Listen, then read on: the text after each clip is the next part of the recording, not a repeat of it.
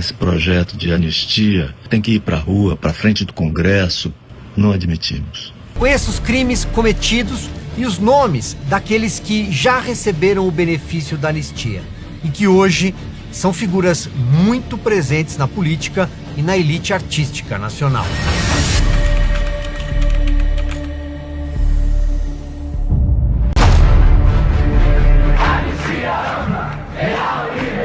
A anistia é o reencontro da nação consigo mesma. Foi por força da anistia de 1979 que o Partido dos Trabalhadores surgiu em fevereiro de 1980, no pátio do Colégio Sion, no bairro de Genópolis, na capital paulista.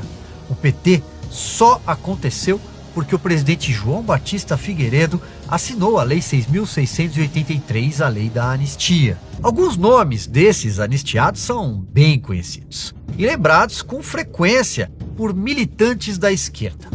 Por exemplo, Luiz Carlos Prestes era o secretário-geral do Partido Comunista Brasileiro. João Mangabeira, o escritor Jorge Amado, Aparício Torelli, o Barão de Tararé, e o guerrilheiro Carlos Marighella, líder da ALN, a Ação Libertadora Nacional. Seu grupo armado foi responsável por mortes de militares, sequestros e assaltos por anos. Marighella era um criminoso profissional quando morreu em 1969, mesmo ano em que a ALN ajudou a sequestrar o embaixador dos Estados Unidos, Charles Burke Elbrick, que passou dias num cativeiro no bairro de Botafogo, no Rio de Janeiro. Ele foi raptado numa quinta-feira, 4 de setembro. O grupo andava com metralhadoras leves, revólveres e explosivos. Eram criminosos Fernando Gabeira, Franklin Martins, que foi ministro da República décadas depois, Cid Benjamin, que pilotou o Fusca Azul no dia do sequestro, e Paulo de Tarso Venceslau. Gabeira foi deputado, quase prefeito do Rio de Janeiro e agora é comentarista político da Globo News. Foi ele quem arrumou o esconderijo onde o embaixador ficou preso por 3 dias em Botafogo, ferido por uma coronhada na cabeça. Até hoje, Gabeira não pode pisar nos Estados Unidos. E claro, queriam a soltura de 15 companheiros presos. Logo depois, esses companheiros foram colocados na aeronave militar matrícula Hércules 56 rumo ao México. Quando desembarcaram, o diplomata foi solto.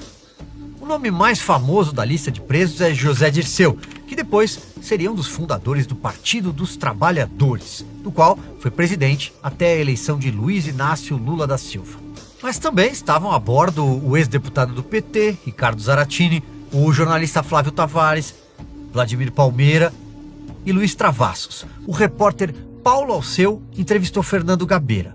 Eu não entendi a pergunta. Depois de 9 anos no exílio, o que tu pretendes fazer voltando para o Brasil? Eu não tenho a mínima ideia. Quer dizer, eu pretendo ver os amigos, pretendo trabalhar e pretendo contribuir de alguma forma com a luta política de volta no Brasil. Foram 4 sequestros de diplomatas naqueles anos, mas todos foram anistiados.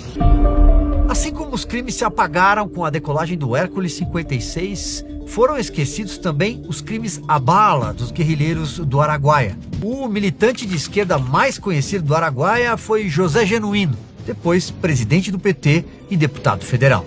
Todos eles puderam voltar ao Brasil depois do exílio, anistiados. A primeira da fila foi Dulce Maria. Ela era produtora cultural de obras de Chico Buarque e Zé Celso Martinez, a primeira repatriada pela anistia, atuou na guerrilha armada pesada. Aprendeu a atirar com uma metralhadora leve com Carlos Lamarca. Era da VPR, Vanguarda Popular Revolucionária, o grupo de Dilma Havana Rousseff, que na época era mais conhecida por ajudar no roubo de 2 milhões de dólares que estavam no cofre do governador de São Paulo, Adhemar de Barros. Ela organizou 3 assaltos a bancos e foi anistiada.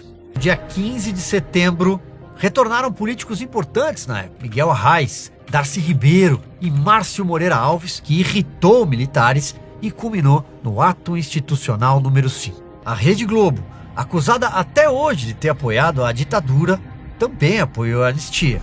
O cantor Caetano Veloso, por exemplo, foi anistiado. Em 1968, produziu uma canção chamada Che. A Polícia Federal do regime não gostou, era socialista. Che se referia a Ernesto Che Guevara, o argentino subversivo e um dos líderes da Revolução Cubana. Um jornalista chamado Randall Juliano acusou Caetano e Gil de falsa paródia do hino nacional, imitando a canção Tropicália. Caetano foi preso junto com Gilberto Gil por 54 dias, depois soltos, numa quarta-feira de cinzas em 1969.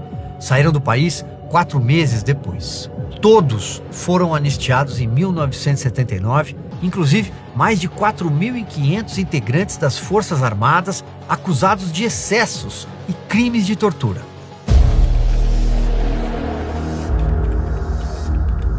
A cena política brasileira das décadas seguintes foi moldada pelos envolvidos na campanha da anistia de 1979. Aliás, o próprio movimento nasceu dentro de um partido político. A tentativa de avançar com um indulto nos moldes de uma anistia começou em 1972, conduzida pelo MDB, que fazia oposição à Arena, partido que dava sustentação ao governo.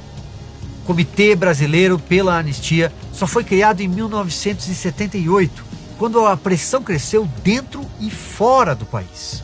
Naquela época, o líder sindical Luiz Inácio Lula da Silva circulava pelo ABC paulista com panfletos à mão, vestindo uma camiseta branca, suada, que levava os dizeres "Anistia já". Mas o que Lula buscava, afinal? Ele queria a anistia para poder fundar o Partido dos Trabalhadores. Foi por força da anistia de 1979 que o Partido dos Trabalhadores surgiu em fevereiro de 1980, no pátio do Colégio Sion, no bairro de Genópolis, na capital paulista. O PT só aconteceu porque o presidente João Batista Figueiredo assinou a Lei 6.683, a Lei da Anistia. O PT nasceu dessa confusão, mas jamais seria possível sem a anistia. Credo Neves, Ulisses Guimarães seguiram caminhos diferentes. Mas o fato é que todo mundo conseguiu espaço para defender o que queria, inclusive Leonel Brizola, porque foram anistiados.